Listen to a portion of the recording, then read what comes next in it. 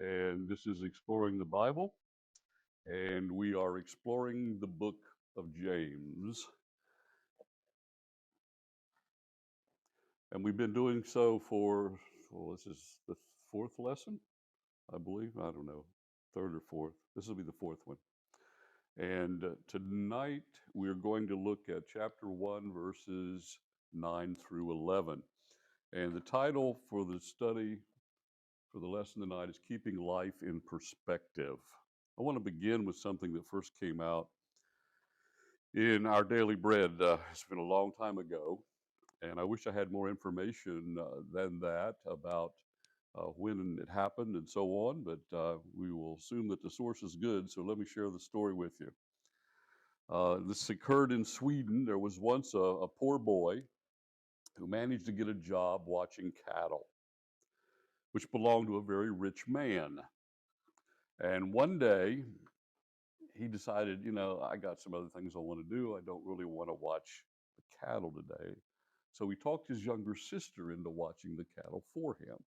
But she was reluctant at first, so he said, I'm going to give you this shiny silver coin of mine, and I'm going to let you hold it today if you'll watch the cattle. And she was young, and she was enamored with the coin, and so she took it, and she watched the cattle all day long, and she sat there and looked at that coin and pulled it out and examined it and was just so thrilled with the whole thing. And at the end of the day, the young guy comes back, collects his coin, sister goes home. Years later, he became a very successful and very wealthy businessman himself. And on one particular occasion, he was sitting with a Christian friend, and for some reason, he told him this story. He said, my little sister was so dumb. And welcome, Jim. Good to see you. Said she was willing to watch those cattle all day long just to hold the coin. And then she gave it back to me. And his friend said this. He said, you think your sister was a fool, but as a grown man who should be much wiser, aren't you doing exactly the same thing? You slave and work hard to accumulate riches, but you can only hold them for the day of your life. And in the end, you will give up all that you cherished, all your pieces of silver, and your time on earth will be gone. And then what? Now that's true perspective. You see, our intuitive take on life is often 180 degrees wrong. In fact, it's almost always 180 degrees wrong.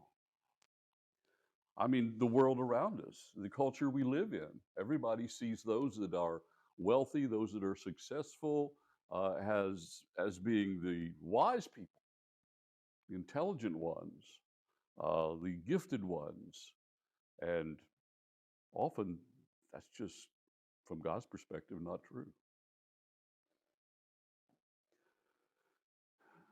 Our perspective is often dead wrong. That's why James wrote this. Chapter 1, verses 9 to 11.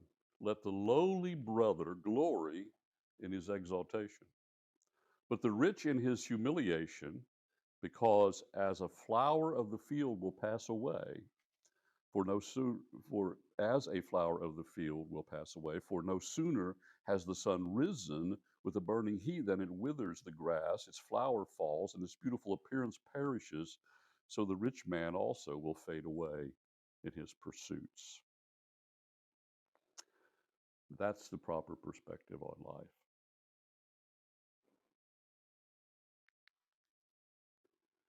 Now, the book of James has three major themes that are interwoven through the book. The theme of testing and trials, and we covered that when we looked at James 1, 2 to 4. And then the last time we met, we talked about God's wisdom and how we can obtain wisdom and be wise. James 1, 5 to 8. And now we come to verses 9 to 11, and we come to this topic of poverty and wealth, our perspective on what's really important in life. Now, these topics will keep popping back up as we move through the book of James. He will come back to those topics, and he will not cover the same thing. He's not repeating himself, but he'll come back to the general topic, and he'll expand what he said on each of those. And he'll do some other things in between as well. But these are just reoccurring themes. This is an ancient Hebrew method of teaching, and James was a Hebrew, a Jew through and through. So it's quite natural for him to teach this way. So we're going to notice this, but every time they come up, he's going to take us a step deeper into the subject. But the question here is, how do we keep our life in perspective? If it's out of perspective, if our human thought pattern, our intuitive way of looking at things is generally wrong, then how do we obtain the right perspective on life? How do we keep our life in perspective? That's the question. Now, we could give a lot of answers, but let's look at what James has to say, and then we can talk about it. In these 3 verses that we just looked at, there are 2 commands given. And the first one is this, and I've put it in my own words: celebrate your eternal destination. Celebrate your eternal destination. Now, how do you do that? Well, first of all, let's go back to the text. And note here that he will say continually glory. It's a present tense verb, and it's an imperative, meaning it's a command in the original. So he is not saying, well, we should do this or we ought to do it. He's saying, do it, and not only do it, but do it all the time. Make it a regular habit. So continually delight in your destination. I use the term celebrate. I've used the term delight. James' word is the word glory. Let the lowly brother glory in his exaltation. Now, the basic meaning of that word in the Greek is to boast. But this is not about boasting about self. This is about relishing, delighting in, and relying on, and finding your joy in your eternal destination, which depends on your relationship to Jesus Christ. So this is not look at me boasting because look at who I'm going to be. It's rejoicing that you're the recipient of God's grace, which you don't deserve. So when he uses the term glory, by the way, there's different ways it's translated. Glory in the New King James. Rejoice is the translation in the Old King James. Boast is the NIV, and glory again in the New American Standard. So how do we capture the meaning? That's why I've chosen the word celebrate, or we can use the word delight. When you think about having a celebration, I mean, don't think in the terms of what the world does. The world gets together and they celebrate good things in bad ways. That's all I got. I don't need to say any more than that, right? We understand that. And sometimes they celebrate bad things in bad ways. But it's not about a big party. It's not about, feeling good. It's not about all about me or you or whoever that we're celebrating. We are celebrating our relationship with Jesus Christ. So do we do that? Every day, you ask yourself this question: do I wake up and think, man, look at what I have in Christ. Look at what I possess as a child of God. No, we just kind of wake up and start the day with what I got to get done, how am I going to get it done, when am I going to get it done, and we don't even think about, even those mundane things are about bringing glory to God with whom we know and have that eternal relationship. So celebrate your eternal destination. But then number 2, focus on your eternal status. Now, what do I mean by that? Well, sometimes people celebrate things and they don't even know what they're celebrating. Let's have a celebration. Let's just have a party, just for the sake of having a party. But God doesn't say celebrate just to be celebrating. He wants us to have an object, an understanding, and our focus here is eternal. And so it has to do with what James calls our exaltation. Let the lowly brother glory in his exaltation. Now, the word exaltation means your high position or high estate. It means your status. So to even be in heaven is an elevated status. Uh, the thing about it for us is we can't even understand how elevated that is. The scripture says we'll help him rule and reign over this earth during the 1,000-year kingdom. It also says we'll help him rule eternity after this earth is destroyed and he makes over again the new heavens and the new earth. We are going to have, especially in the kingdom, we can understand it because there are going to be people there that have not died and been resurrected like us. But I don't even know how to wrap my mind around that, Laura, any more than the other one when we get down to that in eternity. But just think about what we have. Think about our status, okay? We have an inheritance according to Ephesians 2:13-14, an eternal inheritance. We inherit all things. I mean, wealth is just beyond imagination, and to the point that it doesn't even, how do you even classify it, wealth versus something else? We will be rewarded according to 1 Corinthians 3:14, 2 Corinthians 5:10, and other places. I mentioned it earlier. We will help rule with Christ according to Revelation 26, Revelation 22:5. We will reside in the New Jerusalem according to John 14:1-3 and Revelation 21, verse 3. John says in 1 John 3:2, we will be like Jesus. Now, we talk about being Christ-like in this world, but we are far from it. We gain a little bit on it from time to time, and then we may lose a little bit on another time. It's not going to be, but to be like Him, without any other than He's God and we're not. I mean, other than that, we'll be like Him. We won't be afflicted by sin and the sin nature. We will not sorrow, we will not die, we will not experience pain, according to Revelation 21, verse 3. That's a pretty high status. Now let's compare that to the worldly status that the opposite perspective looks at. And I want to do this by giving you some quotes, some testimonies, if you will, from really, really, really wealthy people down through history. Let's take John D. Rockefeller. You've heard of him, I'm sure. He said this. He said, I've made millions, but they have brought me no happiness. How about Cornelius Vanderbilt? The care of 200 million is enough to kill anyone. There is no pleasure in it. John Jacob Astor. I am the most miserable man on earth. J. Paul Getty. Who can say, I only know I'm desolate. Henry Ford. I was happier when I was doing a mechanic's job. And Andrew Carnegie, millionaires seldom smile. And yet everybody wants to win the lottery. Figure that out, Most people who win the lottery live a pretty miserable life after the fact. I mean, if you look at the studies that have been done, and they don't have happiness. So celebrate your eternal destination, number one.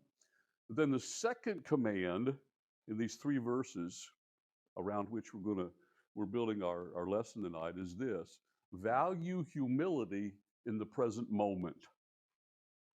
Don't value riches, don't value wealth, don't value your social standing, don't value your possessions, don't value your material goods. Value humility in the present moment. Now, the reason I say it that way is that's what James is saying. He's saying value humility in the present moment. And again, he uses the same idea we had before, a continual present tense all the time, delight, but this time it's a delight not in your future uh, destination, but a delight in your present humility. Notice he doesn't say delight in your present wealth. He doesn't say delight in your present bank account. He doesn't say delight in, all the good things God's given you. There's nothing wrong with any of that,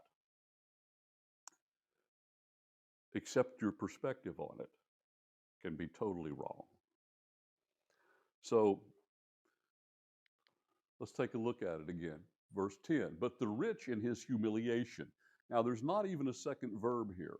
That's because the verb glory in the first line in verse 9 is the understood subject of the second line. It's the same verb used in an understood way in the second verse, in the 10th verse versus the 9th verse. He says, but the rich in his humiliation. That's just the way we talk even in English. We don't necessarily repeat the verb.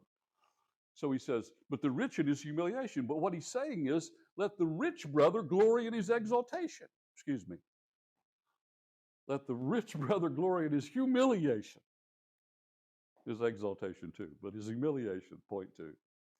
Because as a flower of the field, he will pass away. If you're wondering about that, I'm sorry, it was a note for me I put in there and transliterated from Greek to English and forgot to take it out. So you'll just have to ask me later. I thought I removed all those. But the rich in his humiliation. So, wow. What kind of humility is he talking about?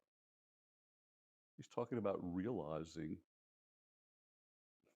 the reality, understanding the reality of who we are, what we are.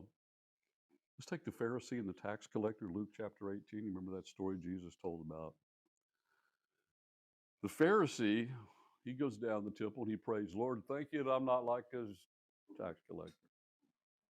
Pride. But the tax collector beat on his breast and said, Lord, be merciful to me, a sinner. And Jesus said he was the one that was justified before God. How about when Jesus in Luke chapter 18 said, let the little children come unto me, for such is the kingdom of heaven. Remember the disciples wanted to keep him away, they were bothering Jesus. And then the story of the rich young ruler, Luke chapter 18, verses 18 to 30. And that wasn't, I say story, it's an account. I mean, this young, wealthy, powerful person, he's called a rich young ruler, comes to Jesus and he says, what do I got to do, to be right with God, be your disciple? And Jesus said, well, go sell everything you have, give it to the poor. Now, there's been lots of people down through the ages, lots of Christians who think that Jesus said that to all of us. He didn't. He didn't even mean that was normal. He is making a special case of this man's riches because he knew that was his God, basically. So he said, get rid of all that if you want to follow me.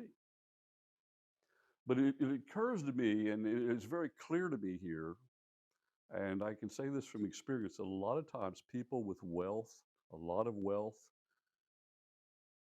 they expect a lot of influence. This rich young ruler, that they go together, wealth and power. I've seen it in life. I've seen it to some degree in the church over the years. People that think, I give a lot, so I should have a big voice. Not really, because once you gave it, it's God's, not yours anymore, so you can't hang on to it. I once had a guy tell me, he said, he started attending my church. This is way back my first church, and he was upset at a pastor in his church. He started attending my church, and he said to me one day, he said, I wish I had every penny back that I gave to that church. See, he never gave it. Not in his mind. It was still his. It's his mind. You see, he didn't turn it over to Jesus. He didn't say, here, Lord, you do with it what you want. He wanted to hang on to it. And wealth a lot of times equates with feeling of privilege, influence, and power. Let's take a look at cross-reference here quickly. Hebrews 11:24-26, the faith chapter. Speaking of Moses, by faith Moses, when he became of age, refused to be called the son of Pharaoh's daughter. Remember, she adopted him, took him out of the river and the little ark that they prepared after Pharaoh ordered all the Hebrew children killed. Pharaoh's daughter, king of Egypt, raises him up. So I don't know what that would have meant for Moses in his adulthood, but it would have been pretty well up there in Egyptian circles and political power and influence. Some have even theorized maybe he would have become the Pharaoh. He refused to be called the son of Pharaoh's daughter, choosing rather to suffer affliction with the people of God than to enjoy the pleasures of sin for a season. I'm quoting King James, sorry, this is New King James on the screen. Refusing to be called the son of Pharaoh's daughter, choosing rather to suffer affliction with the people of God than to enjoy the passing pleasures of sin. That's the right perspective. Why? Esteeming the approach of Christ greater riches than the treasures of Egypt. For he looked to the reward. Where's he at? He's in his mind, the destination. The destination.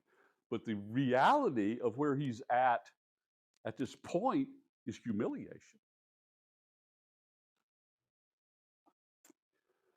Why is humility important? Why is it so important? Well, James tells us, number one, he says, life is short. That'll make you humble real quick when you realize that. Really quick. Excuse my English. It's hard for a younger person to be truly humble because they don't seem to process the fact that life is short.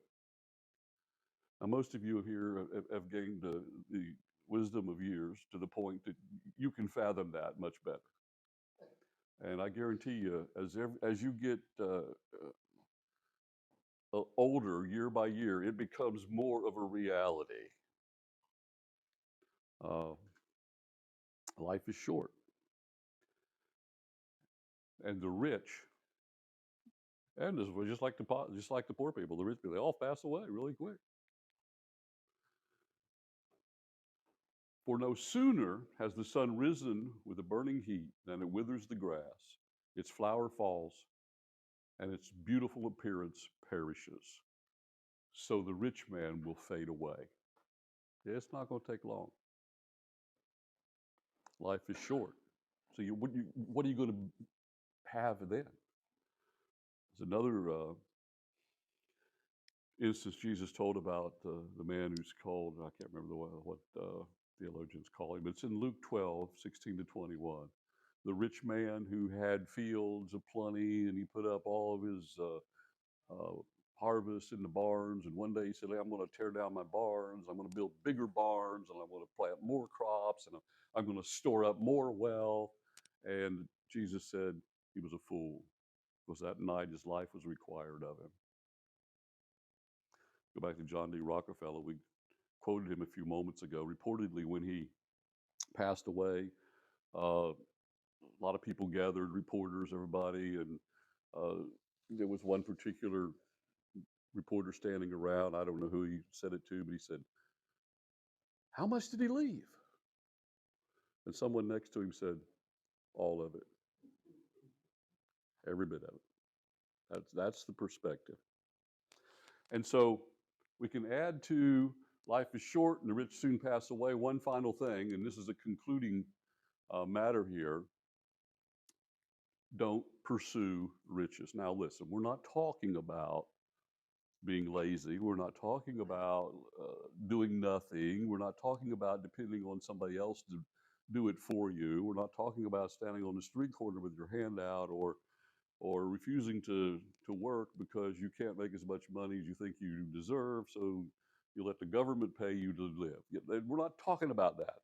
There's a right reason, a good reason, a biblical reason to work and do the best we can and to do well. A lot of God's people in Scripture were wealthy, starting with Abraham. but it never took away his humility. That's the key. And so finally, James adds that last part here. He says, so the rich man also will fade away in his pursuits. Because he's not going to be able to get rich where he's going. If he's in hell, he's not going to get rich there. And if he is a believer who has had the wrong perspective, uh, everybody's going to be on his level. Well, they're all going to be rich, right? So the pursuit is wrong. So where does that leave us? Well, here's where it leaves us. You and I are both rich and poor. If you compare us to people in third world countries, we're very rich. If we compare ourselves to some multimillionaire, we're just, you know, we're just a poor person, right? So we're all poor, we're all rich. I mean, so both of these points that James make applies to us. We need to rejoice, celebrate our eternal destination on a daily basis, look to that, make it be our mindset, keep our eyes on it, our heart and mind set on our relationship with God and all that affords us and what the future brings, and remain humble at the same time. Y'all remember Jerry Clower? Anybody? Okay, I see some nodded heads. I thought you were old enough to remember Jerry Clower. I love Jerry Clower. Uh, the coon hunt story. You remember that one? Shoot out up in here amongst us. Got one of us has got to have summer leave. Yeah, see, Robbie's got it memorized. I want to tell you another story he told. I don't know. I don't know if anything Jerry Clower told was true or not, but there's a basis of truth to it. He told a story one time about a fellow that went to his high school reunion. The story is called the reunion steak story, or the reunion steak something. And here's why. The guy goes to his high school reunion, and he grew up very meager circumstances. Didn't have much. He wasn't even middle class. He was just basically a poor guy. And he goes to his class reunion. He pulls up in a big Cadillac. He gets out, and he's wearing the finest suits, the finest clothing imaginable. And he's got gold rings on. He's got, everybody. He walks in, and everybody's like, "Are you so and so? What happened?" He said, "Well, I've done very well." He said, "I've been blessed," and they all knew. He said, Jerry said, in school he wasn't that bright. So if we hadn't helped him, he wouldn't even have graduated. And now he's so successful. So they were all curious, and he said, "Well, just how did you come about your success?" And he said, "Well, when I married my wife, her daddy had a farm, and he raised beef cattle. And after we got married, said they put in a big steakhouse up on the big road up there. Wasn't too far away. And I found out that I could buy beef off of my father-in-law for what comes out. Now this is dated. This is 1970s, okay? But I'll keep with the story. He said I found out that I could buying off my father-in-law obtain steaks for $1 a piece. And he said, then I would take them up to the steakhouse and I would sell them for $3 a piece. And that's how I made my money. He said, but the thing about it is, I was so blessed. And it's all because, he says, it's all because I wasn't greedy. Because for all these years I've been selling them steaks, I've been satisfied with 3%.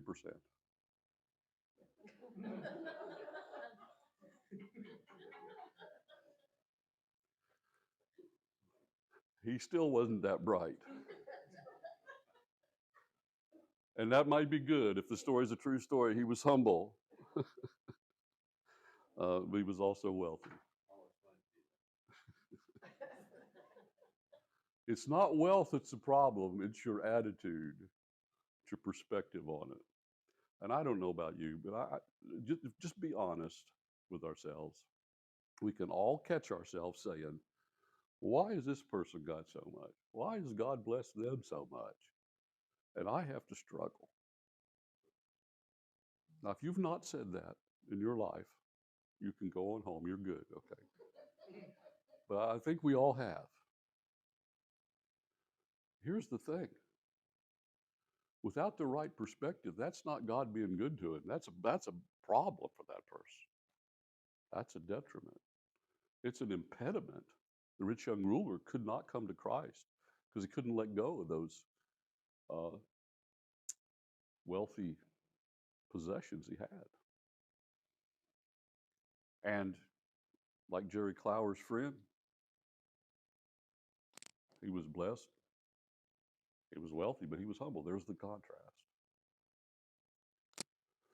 So it's a challenge for us to maintain that perspective. You're going to be rich one day. But the truth of the matter is, we're all rich right now because we already have what's coming. It's already ours. Our name is on the inheritance. We don't have anything that we're going to desire or could desire or need that will not be given to us in abundance and in perfect circumstances. So we have a unique opportunity. Because of our present day situation, we can probably remain pretty humble, but in terms of eternity, we're very, very rich. We can exalt in that. I hope that you will endeavor to do that. This is a reminder. This is a reminder for all of us. It's the practicality of the Christian life on a daily basis.